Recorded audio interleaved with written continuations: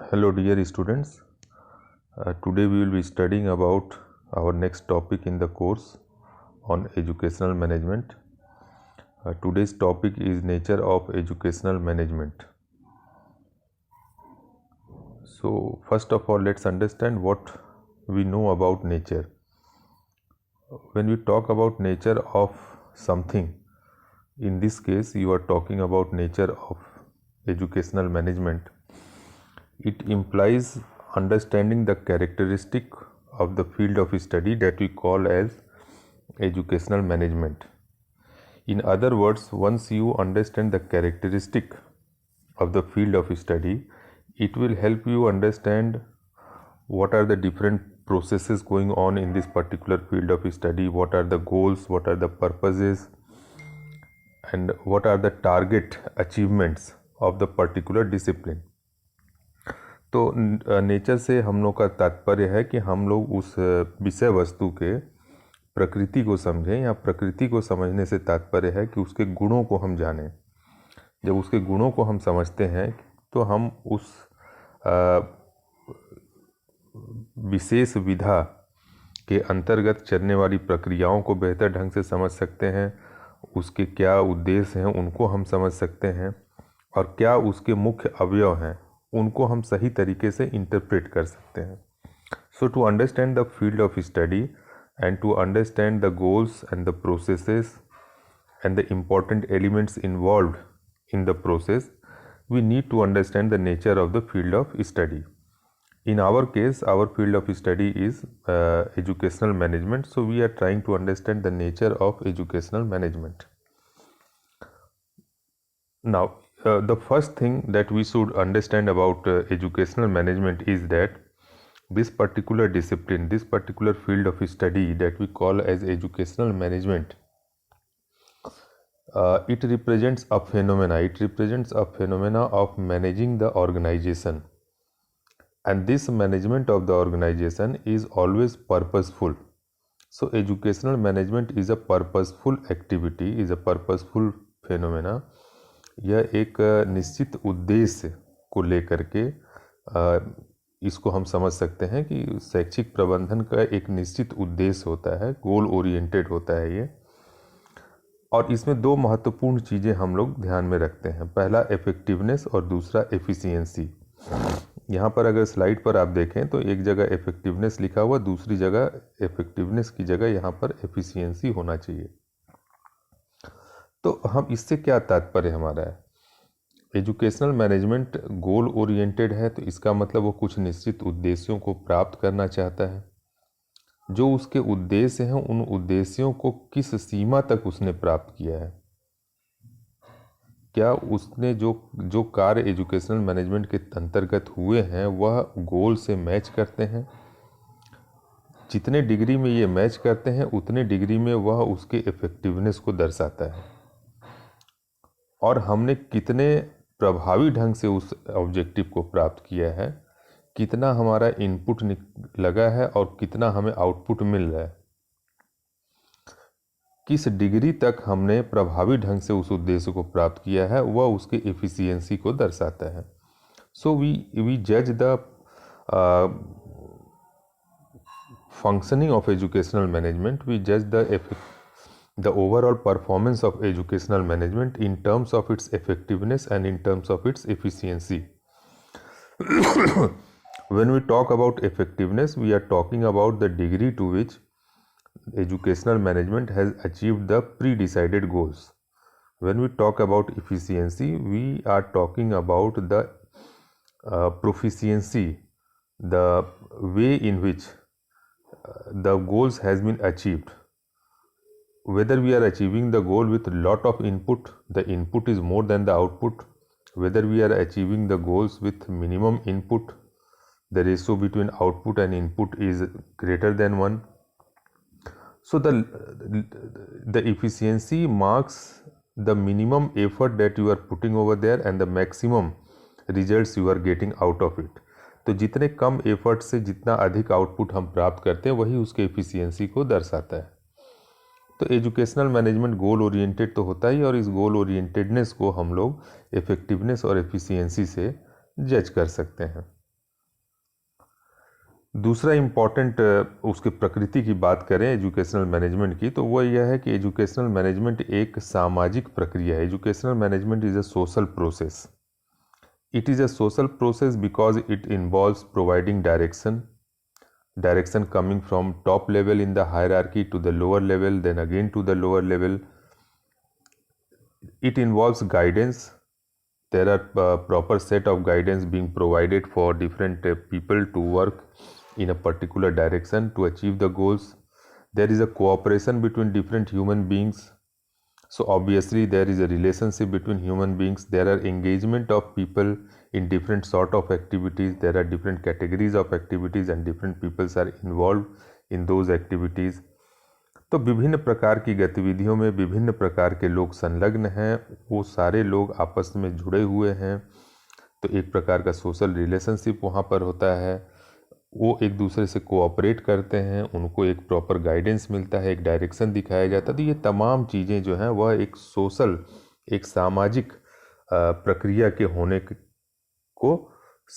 होने का संकेत प्रस्तुत करता है। तो इसलिए हम कहते हैं कि educational management is a social process. We can also justify educational management as a social process because it involves human beings and human relationships. किसी भी संस्था में अगर आप देखेंगे तो वहाँ पर एजुकेशनल मैनेजमेंट में विभिन्न स्तर पर व्यक्तियों का समूह या व्यक्ति इन्वॉल्व होते हैं और उनका आपस में एक संबंध होता है और वो एक दूसरे से जुड़ करके कार्य को करते हैं। उस संस्था में अगर आप देखेंगे तो ह्यूमन रिसोर्स की एक हायरार्की आपको दिखेगी। There is a definite set of hierarchy of roles and responsibilities. क्या उनकी भूमिका है, क्या उनकी जिम्मेदारी है, क्या उनकी जवाबदेही है, इन सब की एक हायरार्की आपको उसमें दिखेगी, व्यक्तियों के समूह में और व्यक्तियों के बीच में। And then there is a motivational forces. विभिन्न प्रकार के अभिप्रेरणाओं का स्रोत होता है जिनके तहत लोग काम करते हैं और यही अभिप्रेरणा उस ऑर्गेनाइजेशन को डायनामिक बनाता है जहाँ पर लोग अपने कार्य में व्यस्त होते हैं। अगर यह कार्य यह मोटिवेशन ना हो तो ऑर्गेनाइजेशन में कार्य आगे गतिविधि आगे नहीं बढ़ सकती है। तो ये तमाम चीज़ें इस बात की ओर संकेत करती हैं कि एजुकेशनल मैनेजमेंट को हम लोग एक सामाजिक प्रक्रिया के रूप में देखते हैं।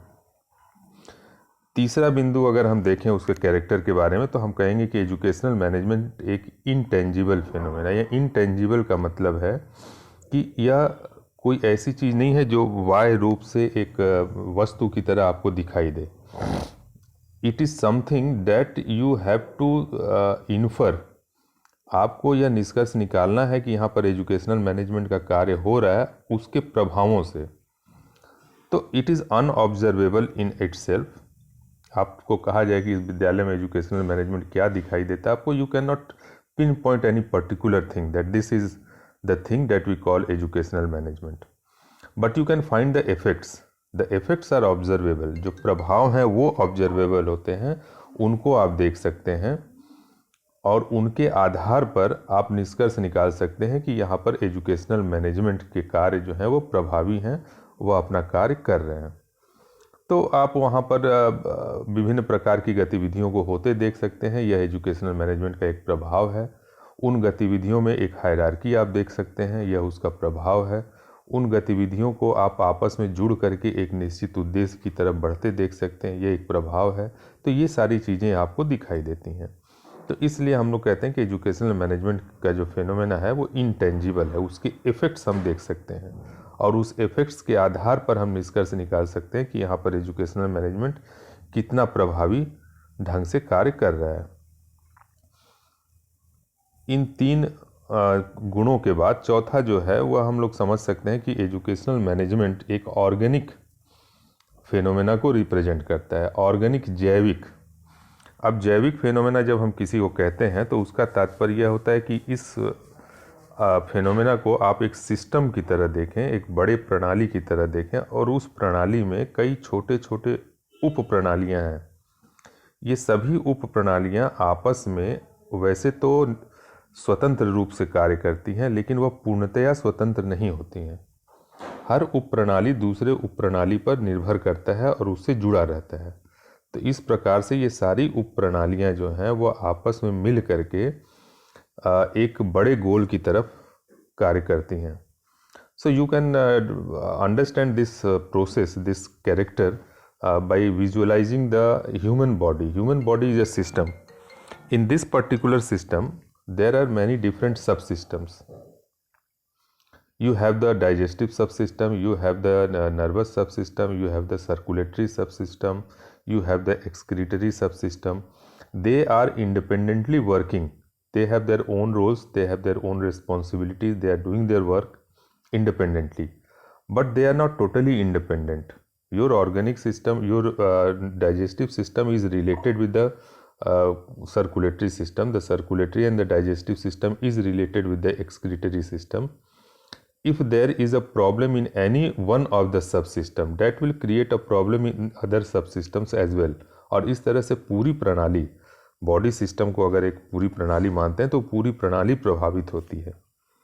तो यहाँ पर भी एजुकेशनल मैनेजमेंट में कई सब सिस्टम काम करते हैं. आपका कम्युनिकेशन सब सिस्टम है, प्लानिंग सब सिस्टम है, इवेलुएशन सब सिस्टम है, ह्यूमन रिसोर्स का सिस्टम है, नॉन ह्यूमन का है. ये सब इंडिपेंडेंटली काम करते हैं, लेकिन वो आपस में जुड़े भी हैं.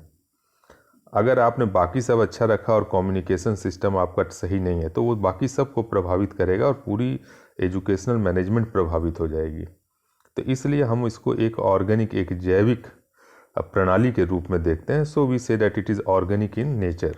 All the different subsystems are interrelated and interdependent on each other. और फाइनली जो लास्ट कैरेक्टर हम डिफाइन करेंगे इसमें वो है that is educational management involves a creative process. If educational management is inactive in any organization, so creativity and innovations are the key elements involved. It is the creativity that makes the management more and more effective, that provides a scope for further improvement in the management.